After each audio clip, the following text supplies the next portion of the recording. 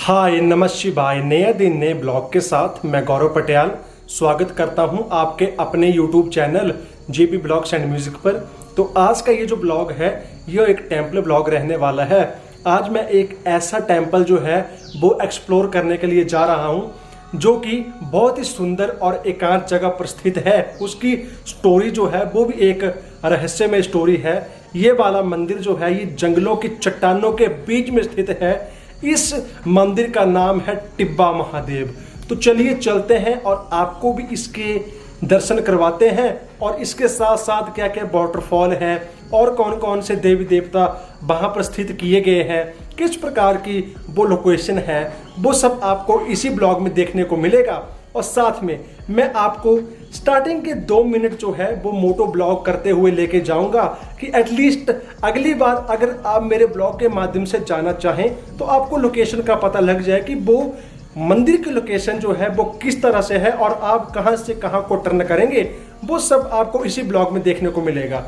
तो ब्लॉग के साथ बने रहें, आपको जो है वो बहुत ही आनंद महसूस होने वाला है।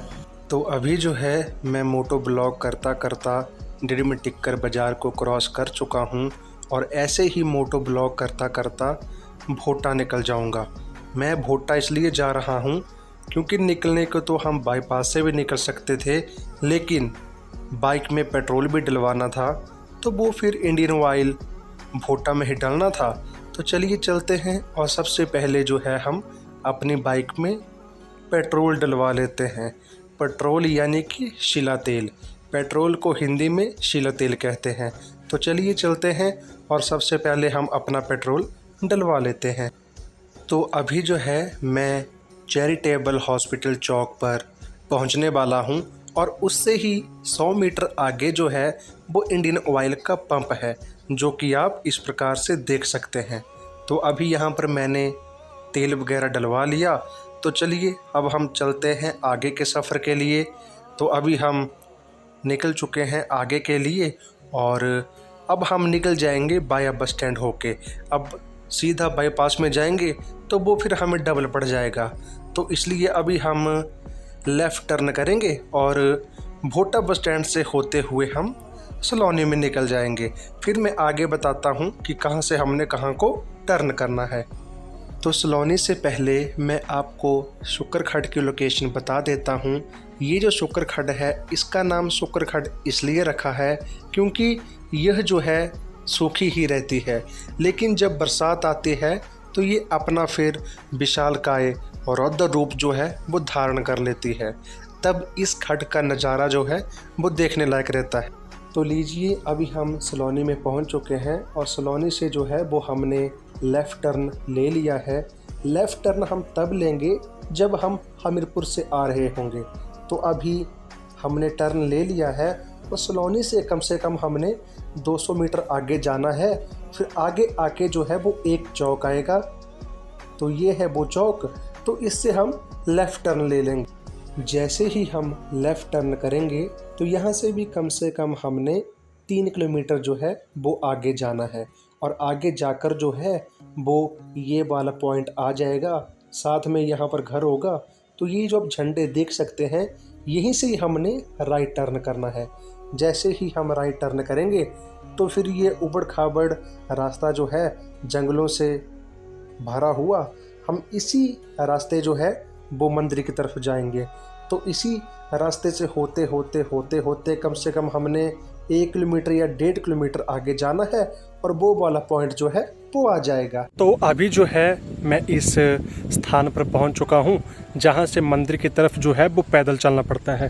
तो ऐसा ऊपर दादी जी घास काट रहे हैं तो उनसे पता लगा कि कम से कम 5-7 किलोमीटर जो है आपको पैदल जाना पड़ेगा।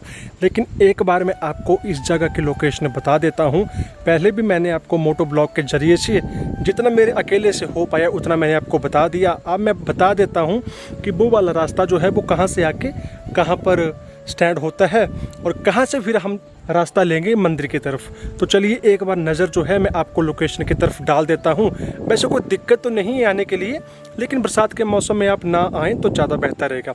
लेकिन एक बार जो है आप इस लोकेशन को ठीक ढंग से देख ले। तो जैसा कि मैं आपको मोटो ब्लॉग के ज़रिए से बता रहा था, तो यही वो रास्ता आएगा ऊपर से जैसे ही ये रास्ता आएगा तो यहाँ पर जो है एक थोड़ा खुली जैसी जगह है, ज़्यादा बड़ी नहीं है लेकिन है, इससे थोड़ा लग जाएगा पता। ये एक पॉइंट है, एक ये यहाँ पर एरो टाइप समझ सकते हैं कि जहाँ पर आपको थोड़ा खुला एरिया मिलेगा और साथ में यहाँ पर जो है वो झंडे वगैरह लगे हैं। जैसे ही हमने यहाँ पर अपनी बाइक पार्क कर दी, जैसे इस साइड को बाइक खड़ी है ना, तो इसी साइड की राइट साइड में आप जाएंगे। तो चलिए चलते हैं और साथ साथ में आपको भी मंदिर का नज़ारा जो है वो बताएंगे। तो ये वाला रास्ता है जिस रास्ते से मैं निकलता हुआ मंदिर की तरफ जा रहा हूँ। तो चलिए चलते हैं थोड़ा और आगे, अभी देखते हैं क्या क्या हमें देखने के लिए मिलेगा, क्योंकि हम भी औरों की वीडियो देख देख कर ही इस पॉइंट पर पहुँचे हैं। तो चलिए चलते हैं और आपको अच्छी अच्छी चीज़ें जो हैं वो यहाँ पर एक्सप्लोर करवाएंगे। अगर हुई, अगर नहीं हुई तो जिस मेन मोटिव के जरिए से हम जा रहे हैं आपको टिब्बा महादेव, तो उसके ही दर्शन करवाएंगे। अभी मैं थोड़ा और आगे आ चुका हूँ, लेकिन अगर आपने किसी के साथ आना होगा तो कोई ना कोई अपना सहायक, अपना सहयोगी के साथ जरूर आएँ, क्योंकि एक बार मैं आपको यहाँ का पूरा व्यू बताऊंगा। यहाँ पर जो है वो पूरा ही जंगल है, तो खतरा रहता है जंगली जानवरों का, और तो क्या है। तो चलिए, अब की बार के लिए मैंने एक्सपीरियंस कर लिया, तो मैं आपको भी इसी एक्सपीरियंस का शेयर करूंगा कि अकेले ना आए तो ज़्यादा बेहतर रहेगा, अगर कोई साथ में हो तभी आने का फ़ायदा है। अभी मैं थोड़ा सा कैमरा बंद कर देता हूं क्योंकि नीचे बहुत फिसलन है, क्योंकि बारिश हुई थी तो उस वजह से फिर रास्ता जो है वो पूरा गंदा हो चुका है। तो ये है पूरा जंगल ही है, तो मैं आपसे रिक्वेस्ट करता हूँ कि अकेले ना आए तो ज़्यादा बेहतर रहेगा। अभी तो मैं सोच रहा हूँ कि जल्द से जल्द महादेव के दर्शन कर लें और ब्लॉग शूट कर लें और यहाँ से निकलने की करें। पर चले क्या करें, अब ब्लॉग के लिए आना पड़ेगा महादेव दर्शनों के लिए, तो चलो खतरा भी मोल ले लेंगे। तो लीजिए मित्रों, अभी मैं उस मंदिर के प्रवेश द्वार पर पहुँच चुका हूँ। तो चलिए चलते हैं और खुद भी दर्शन करते हैं और आपको भी दर्शन करवाते हैं।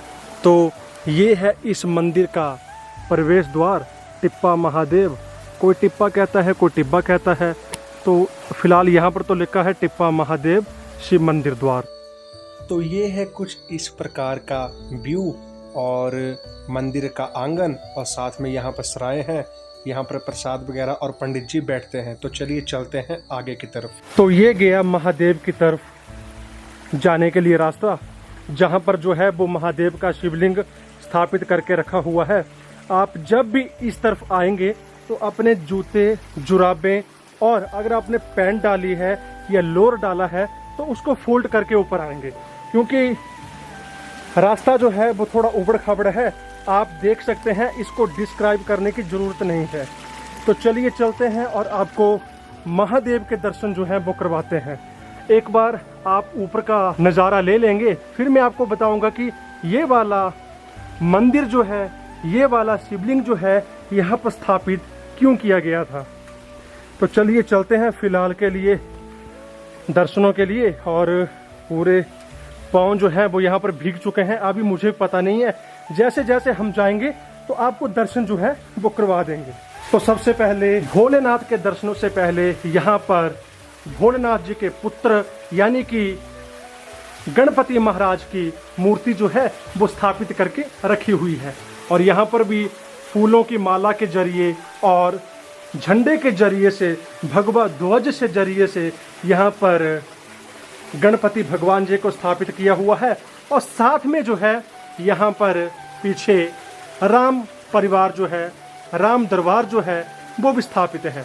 तो चलिए चलते हैं, जिसके लिए हम यहाँ पर आए हैं, भोलेनाथ जी के दर्शनों के लिए। क्यों यहाँ पर भोलेनाथ जी का दरबार जो है वो स्थापित करके रखा हुआ है, तो चलिए चलते हैं। यहाँ से नज़र तो आ रहा है, लेकिन चढ़ने के लिए थोड़ी सी मुश्किल होगी। शायद से आपको मेरी वॉइस भी थोड़ी कम ही आ रही होगी। वैसे मैं बोल तो बहुत लाउडली रहा हूँ, लेकिन पानी के जरिए से हमारी आवाज़ जो है वो दब जाती है। बोलिए टिब्बा महादेव की जय हो। तो यहाँ से शुरुआत करता हूँ मैं, और यहाँ से ही बड़े अच्छे अच्छे फूलों के जरिए से टिब्बा महादेव जी जो है वो स्थापित करके रखे हुई हैं। तो चलिए आपको उनके ही दर्शन अब करवाते हैं।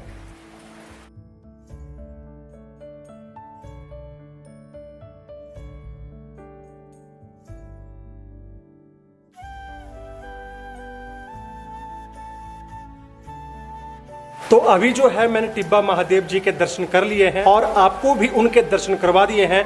यहाँ पर मुझे थोड़ा सा जल्दी ही निकलना पड़ेगा क्योंकि ऊपर से पानी की बूंदें आ रही हैं तो वो कैमरे को फिर डैमेज कर देंगी।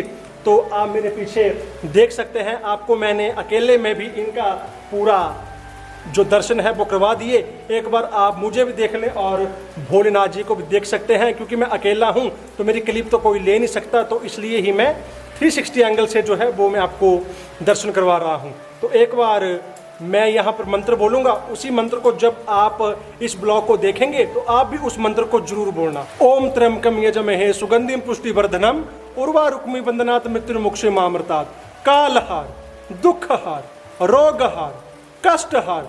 बोलो हर हर महादेव शंभु नमः पार्वती पतये हर हर महादेव। बोलिए टिब्बा महादेव की जय हो। अभी मुझे जल्द से जल्द यहाँ से निकलना पड़ेगा क्योंकि पानी की बूंदें पड़ रही हैं तो फिर वो 60,000 के कैमरे को डैमेज कर देंगी। ब्लॉग जो है वो फिर बड़ा महंगा मुझे पड़ने वाला है। लेकिन जाने से पहले मैं आपको, ये दरबार है तो दरबार के साथ में आगे भी जाने के लिए जगह है, लेकिन मैं अकेला हूँ, अकेला मैं जा नहीं सकता। तो अभी जो है मैंने आपको टिब्बा महादेव या टिप्पा महादेव या बट सावित्री मंदिर के दर्शन करवा दिए। तो अब जो है यहाँ पर इसके साथ में तो नहीं बोल सकते, जैसे ही आप पीछे ये सराय देख सकते हैं तो इससे पीछे है टिब्बा महादेव। तो इसको क्रॉस करके अभी जिस स्थान पर मैं खड़ा हूँ यहाँ पर जो है वो बजरंगबली जी का मंदिर स्थापित है, तो उसको भी आप एक बार देख सकते हैं। तो ये है बजरंगबली जी का मंदिर जो कि इन्होंने इसी स्थान पर थोड़ा सा 100 मीटर आगे आके यहाँ पर इन्होंने स्थापित करके रखा हुआ है।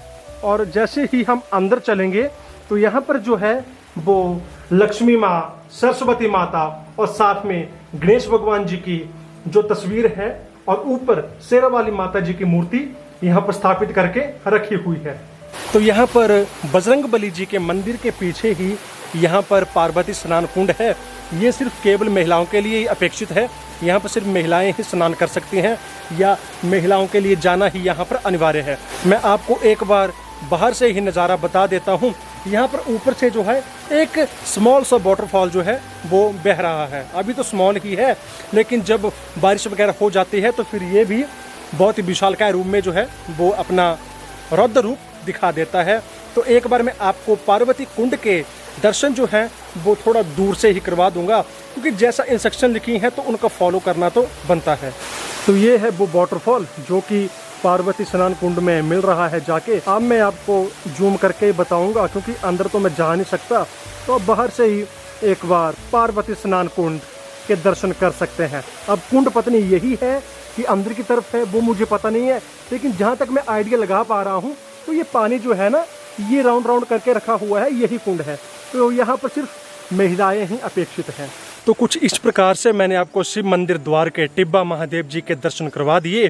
तो अब मैं आपको इसका छोटा सा इतिहास जो है वो बताता हूँ जो कि मुझे पता था, और यहाँ पर एक अंकल जी थे उन्होंने भी ऐसा ही बताया। हुआ क्या कि थोड़े समय पहले जो है, जहाँ से मैंने आपको ऊपर का पूरा व्यू बताया था, जहाँ से पानी आ रहा था, ऊपर जो था वो औरतें घास काट रही थी अपने पशुओं के लिए। लेकिन जैसे ही उनकी जो दराटी थी वो ऊपर चट्टान में से नीचे गिर गई, तो वो अपनी दराटी लेने के लिए जो है वो इस स्थान पर आई।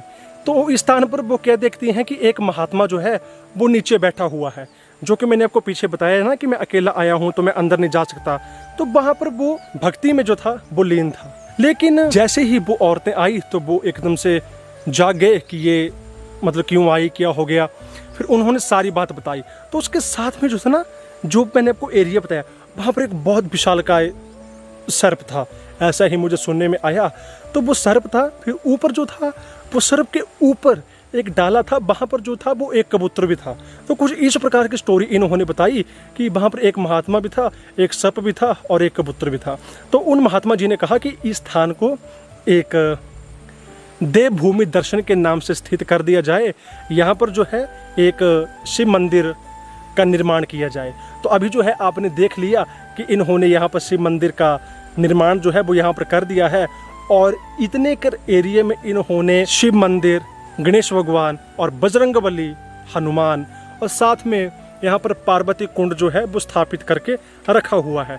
तो कुछ इस प्रकार की जो स्टोरी है वो मुझे यहाँ आके पता लगी। मुझे तो इतना ही पता था कि नीचे ऊपर से दराटी गिरी थी और वो नीचे आके फिर हुआ सांप वगैरह मिला एट ऑल जो भी था, तो वो फिर यहाँ पर मंदिर स्थापित हो गया। लेकिन यहाँ आया तो इन्होंने कुछ और बताया, एक दो चीजें एक्स्ट्रा थी। हाँ, अब इनको ज्यादा नॉलेज होगा क्योंकि यहाँ रहते हुए काफी समय हो गया है और हम तो आज ही आए हैं। तो कुछ इस प्रकार का ब्लॉग जो था वो शिव मंदिर टिब्बा महादेव जी का रहा। तो अगर आपको ब्लॉग पसंद आए तो इस ब्लॉग को please like, share, comment and subscribe जरूर करें। धन्यवाद। जय बोले शंकर, जय Tibba Mahadev, let's rock. Last में जैसे ही आप कमेंट करते तो थम्स अप जरूर कर दीजिए कीजिए कमेंट के साथ। Yeah.